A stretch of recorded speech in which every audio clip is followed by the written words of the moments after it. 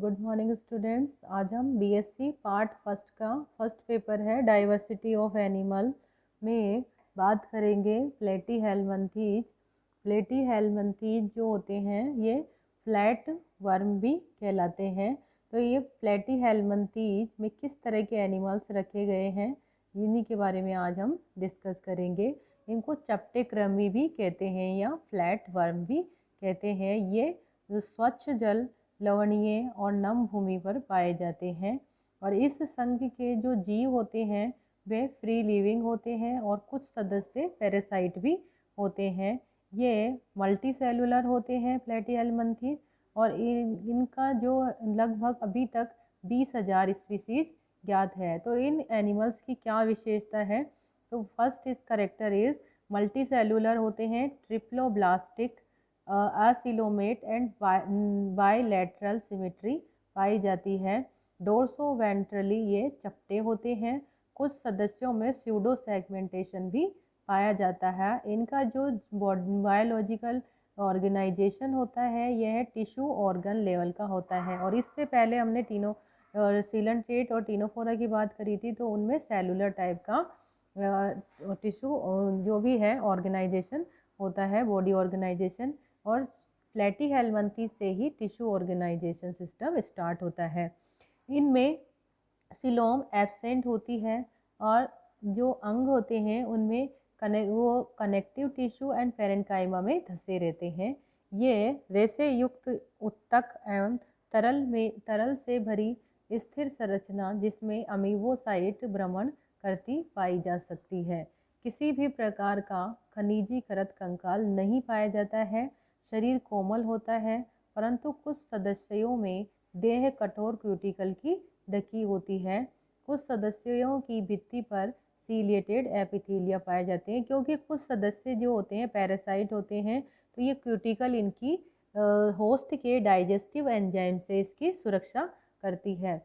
पाचन तंत्र सरल और शाकित होता है या फिर इनकम्प्लीट होता है, क्योंकि जो पैरासाइट्स होते हैं इनको डाइजेस्ट फूड ही मिलता है, तो इनमें पाचन तंत्र सरल ही होता है, क्योंकि इसमें सिर्फ एक ही रंध्र होता है, मुख पाया जाता है, गुदा का अभाव होता है। इनमें circulatory system and respiratory system नहीं पाया जाता है। मस्कुलर लेयर पाया जाता है। उत्सर्जन तंत्र में नलिका से जुड़ी फ्लैम सेल्स पाई जाती है। तंत्रिका तंत्र और मस्तिष्क भी पाया जाता है। अधिकांश जंतु मोनोसियस हर्मेफ्रोडाइट होते हैं। नर और मादा जनन अंग साथ साथ मिलते हैं। जनन तंत्र जटिल होता है।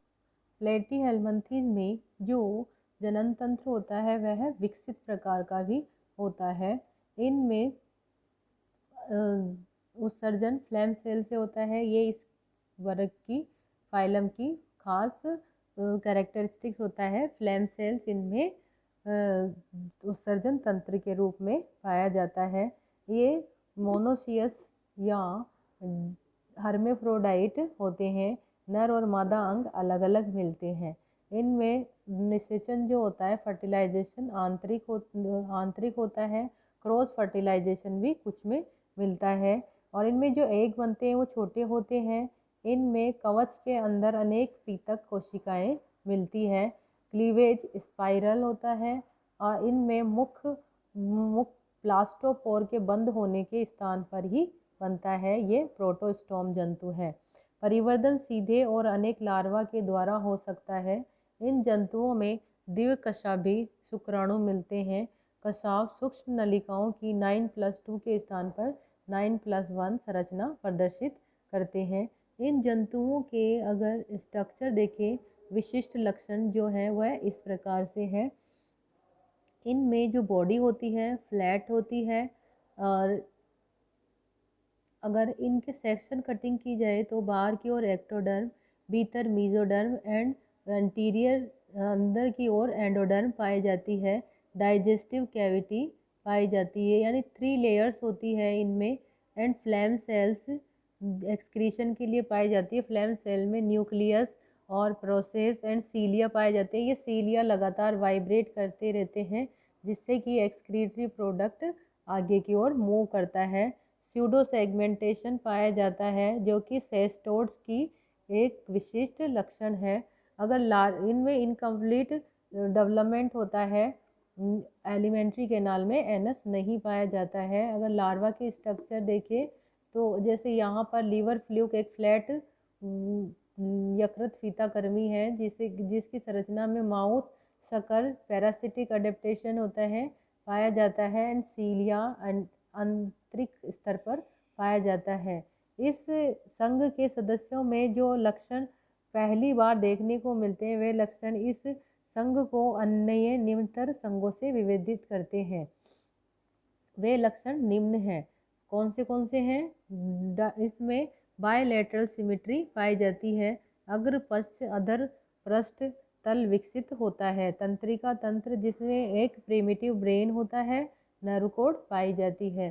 तीसरे जन्म स्तर के रूप में मेसोडर्म का मिलना जिससे पेशियां और अन्य अंग विकसित होते हैं। पेशियों के स्तर और समूह इसमें पाए जाते हैं। स्थायी नलिका व मैथुन अंगु युक्त आंतरिक जनन पाए जाते हैं। इस संघ में उच्चतर संघों से जो अलग विशेषता है वह निम्न है। देह गुहा अनुपस्थित होती है। आत्र शाखित होना या अनुपस्थित होना। गुदा का अभाव यानी अपूर्ण आहार नाल पाया जाना। इस संघ को आहार नाल या पोषण के प्रकार, बाह्य सतह पर पक्षमाभों की उपस्थिति अनुपस्थिति आदि लक्षणों के आधार पर 3 वर्गों में वर्गीकृत किया गया है। Turbellaria, ट्रिमेटोडा, Cestoda. नवीन वर्गीकरण में इस संघ को 4 वर्गों में रखा गया है, बांटा गया है। Turbellaria, Monogenea, Trematoda and Cestoda. तो यहाँ पर इसके क्लासेस की हम बात करते हैं। First is Turbellaria. टर्बिलेरिया इसका मीनिंग होता है टू स्पिन अराउंड। इस वर्ग के सदस्य फ्री लिविंग होते हैं। इनकी एपिडर्मिस सीलिएटेड होती है। इसमें अनेक छड़ाकार रेबडाइट्स और श्लेष्म ग्रंथियां पाई जाती है। शरीर खंडित नहीं होता है। मुख अधर भाग में होता है। अधिकांश सदस्यों में अपूर्ण आंत्र पाई जाती है। परिवर्धन सीधे होता है। लार्वा अवस्था नहीं पाई जाती है। इस वर्ग के उदाहरण हैं डुगेसिया, नोटोप्लेना, निमेटोडर्मा इत्यादि। इस क्लास को आगे 2 सब क्लासेस में डिवाइड किया गया है। आर्कोफोरा, नियोफोरा। यहाँ पर एक आउटलाइन बताई गई है कि प्लेटीहेल्मिन्थीज के जो विभिन्न क्लासेस हैं उनमें लक्षण किस प्रकार से पाए जाते हैं। तो पहली class Turbellaria, Monogenea, Trematoda and Cestoda. तो पोषण का प्रकार टर्बिलेरिया में फ्री लिविंग होता है। Monogenea ectoparasite and Trematoda parasite and Cestoda parasite होता है। आहार नाल टर्बिलेरिया में उपस्थित लेकिन इनकम्प्लीट होती है। मोनोजीनिया में उपस्थित होती है और ट्रिमेटोडा में उपस्थित अपूर्ण या वाई आकृति की होती है। सेस्टोडा में अनुपस्थित अवशोषण देह सतह से ही होता है।